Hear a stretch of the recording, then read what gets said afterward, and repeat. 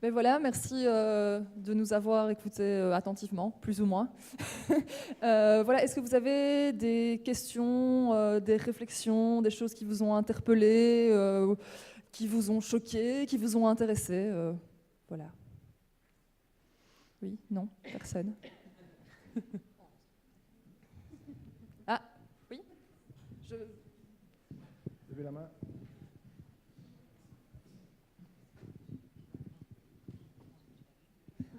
Bonsoir. C'est plutôt une question à destination du Café Numérique. Je voulais savoir si vous aviez cherché des orateurs masculins, ou est-ce que c'est par hasard que ce soit 4 femmes qui soient exprimées sur la thématique sextech ou pas. Voilà. C'est con. Mais... Non, c'est intéressant. Alors, salut.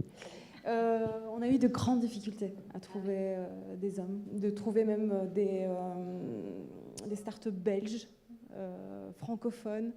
Ça a été assez sport de réunir le panel, et donc merci à toutes les 3 d'avoir répondu présent.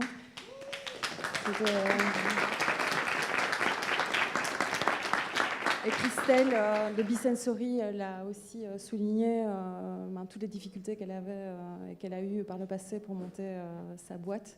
Donc avis à toutes les filles, s'il y en a certaines ici qui veulent se lancer avec moi par exemple, pour lancer quelque chose. Voilà. Est-ce qu'il y a d'autres questions? Je renvoie le micro à Céline. Moi, j'avais une question pour Loana.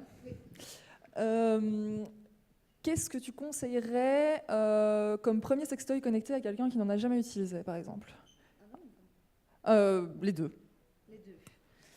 Un sextoy qui pourrait aller pour l'un et l'autre en même temps, parce qu'il y a tout, donc il faut...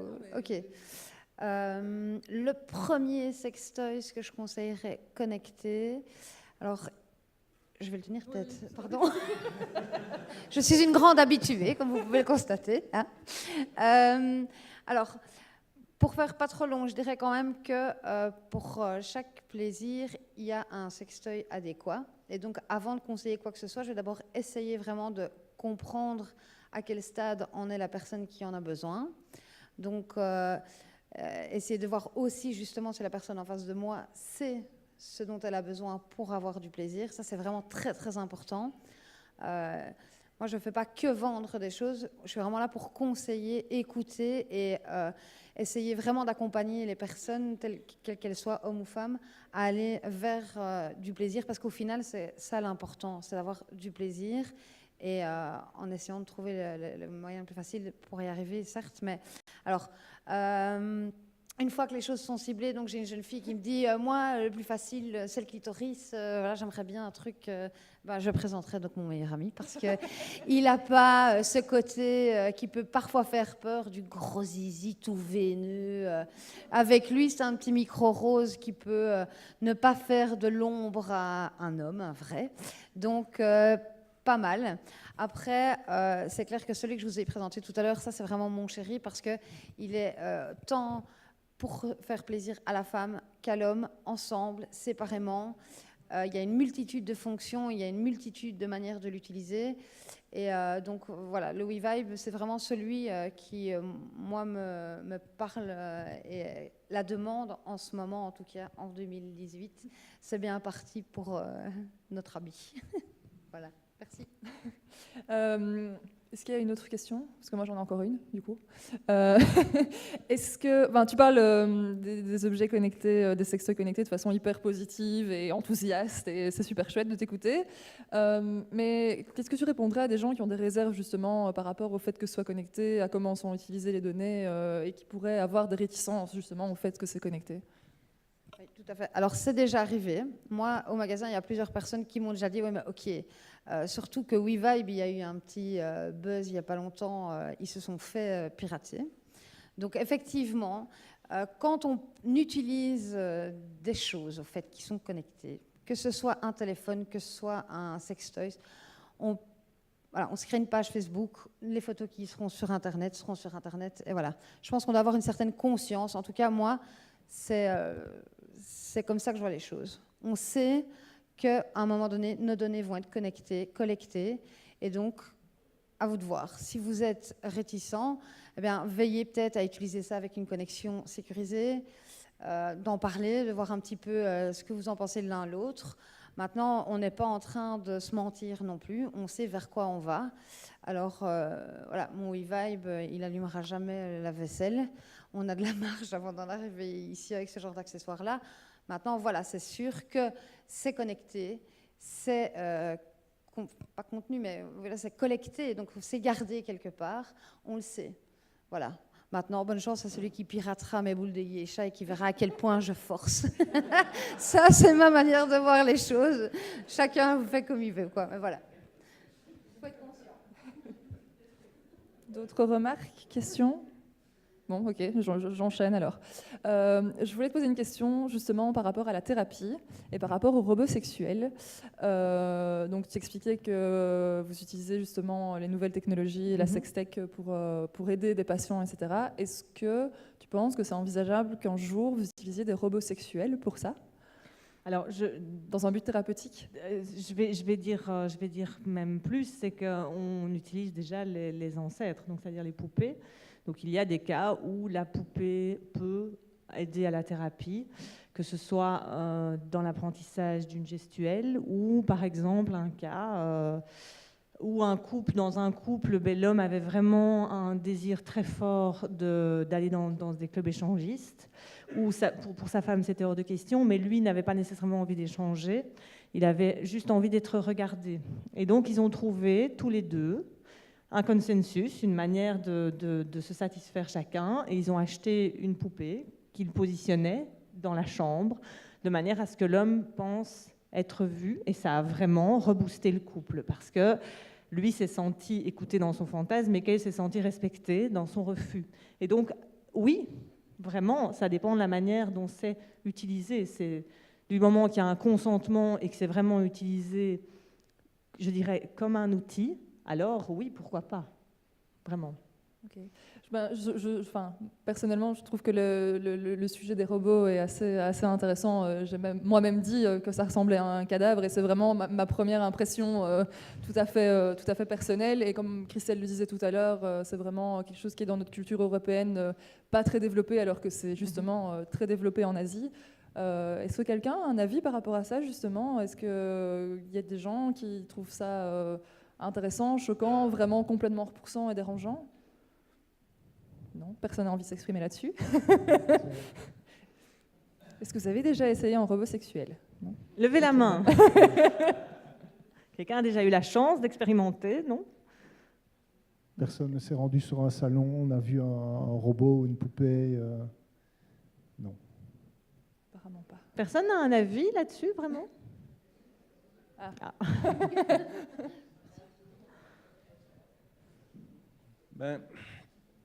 De nouveau, ici, c'est une question de rester dans l'esprit outil.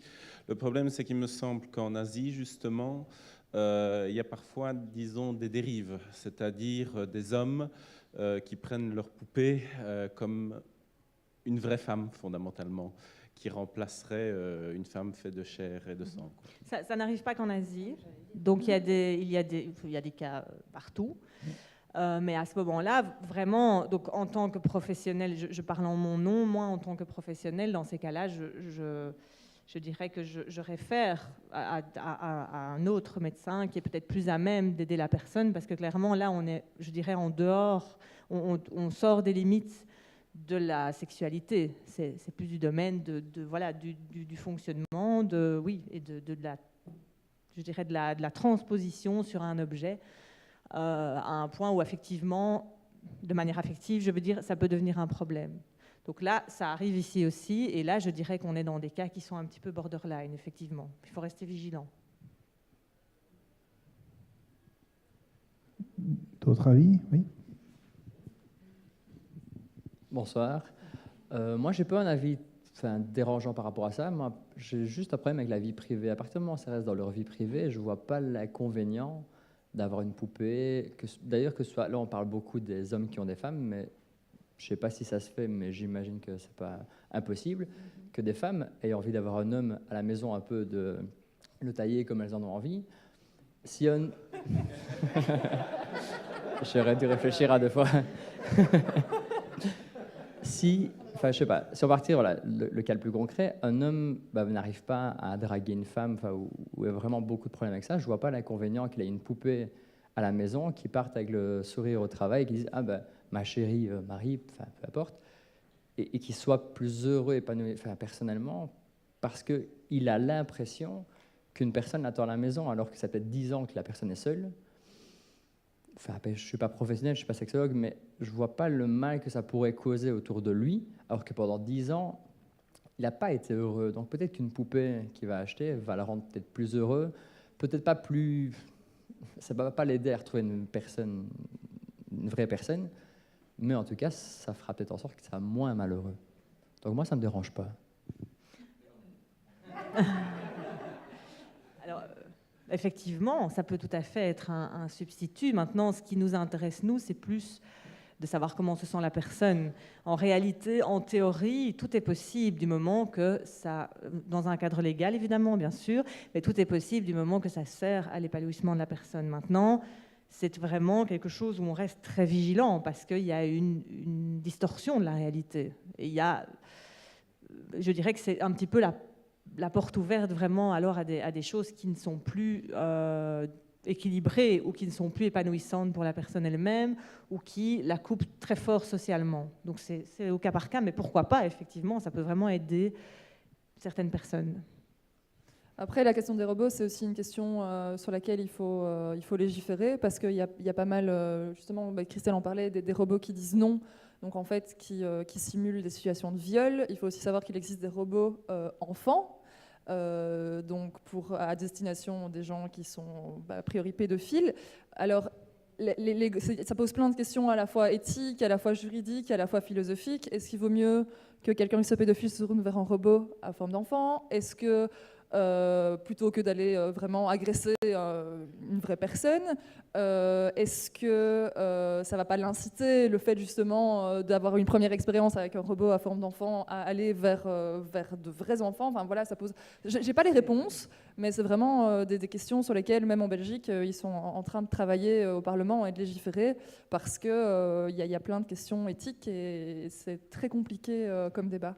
J'ai juste envie de préciser qu'en fait, c'est pas la robotique. Enfin, ça n'a pas attendu la robotique pour poser problème. Des poupées gonflables enfants, il y en a depuis très longtemps. Donc c'est une problématique qui existe depuis très longtemps. Maintenant qu'on légifère, c'est très bien, mais il faut agir derrière. Bien sûr, mais je pense que le problème qui se pose ici, c'est que ça devient de plus en plus réaliste. Et du coup, je pense qu'une poupée gonflable, même si c'est représenté comme un enfant, il y a quand même une différence. On peut différencier le réel du faux, le vrai du faux, tandis qu'avec vraiment un robot qui peut parler, l'intelligence artificielle, bouger, etc., ça se rapproche de plus en plus. Et je pense que c'est pour ça que ça commence réellement à poser question. Mais je ne sais pas quel est ton avis. Je pense que oui. Je pense en tout cas que ça réveille très fort l'opinion publique, parce que clairement, ça devient de plus en plus questionnant et ça choque beaucoup plus, effectivement. Quand on voit les modèles aujourd'hui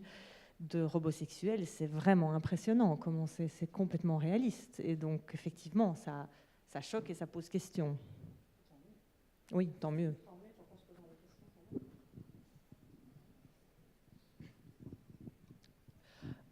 Moi, je me pose, pas la question, mais en tout cas, ce qui éveille ma curiosité, c'est la notion de limite et celle de dérive. Parce qu'en fait, je pense que même il y a une base dans l'invention scientifique, c'est la possibilité de le faire. Ce qui est intéressant, le mythe qu'on a toujours, même dans les films, c'est d'y arriver. Et quand on y arrive, on pousse la performance plus loin. Donc, la limite n'existe pas, c'est toujours aller chercher plus loin. Et la dérive, c'est justement, par exemple, le robot en lui-même n'est pas une invention sexuelle. Sauf qu'on ne parle pas de robot avec une fonctionnalité sexuelle, on parle de robot sexuel. Donc, c'est une fin en soi. Donc, moi, c'est un petit peu ça qui me gêne, parce que j'ai l'impression que s'assimiler à quelque chose qui est directement vers un sujet tabou, le sexe reste quelque chose de très tabou, ça va créer un sentiment de déviance directement qui va gêner les gens. Et moi, je trouve qu'effectivement, dans l'absolu, Si on réfléchit, vous avez dit tantôt, ça m'a interpellé, en théorie. Oui, c'est vrai qu'en théorie, tout est possible et tout peut se permettre, mais quand on applique cette théorie à la réalité, on se rend compte que les déviances arrivent.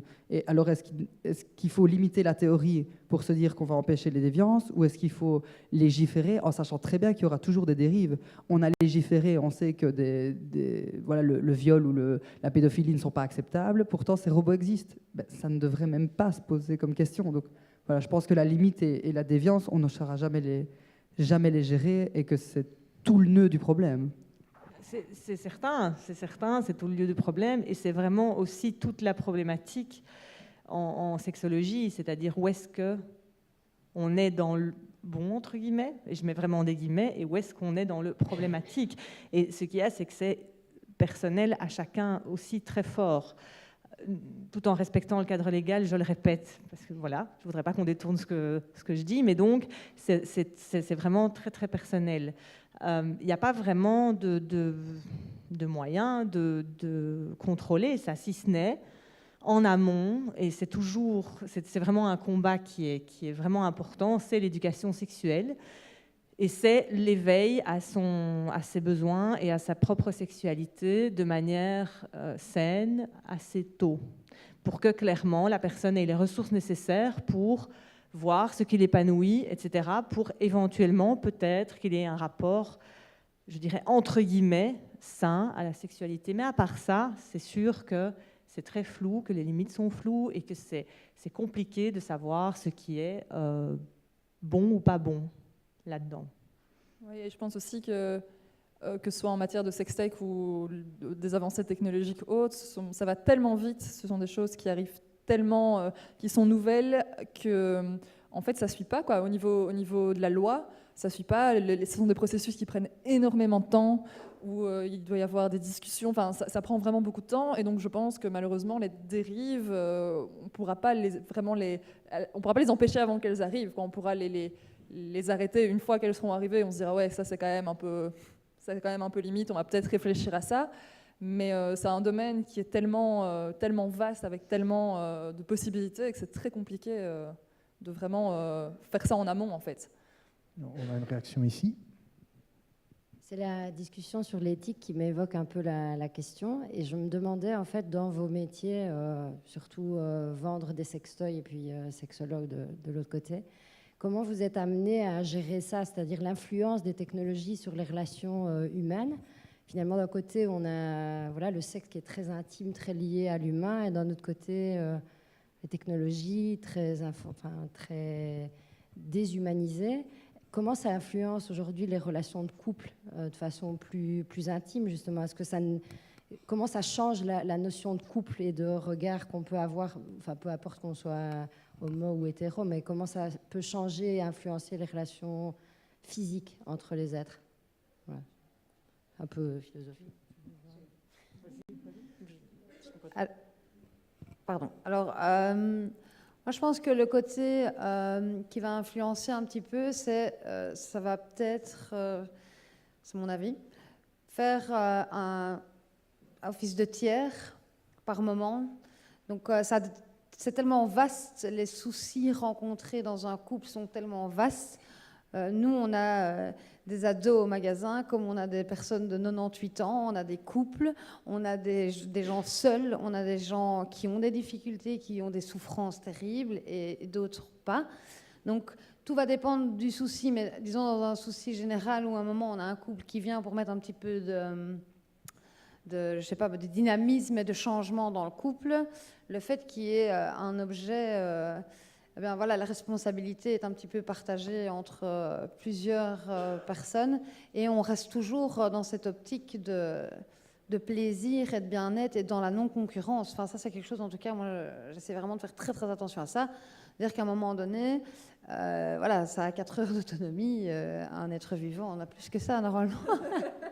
Maintenant, voilà, ça peut éventuellement...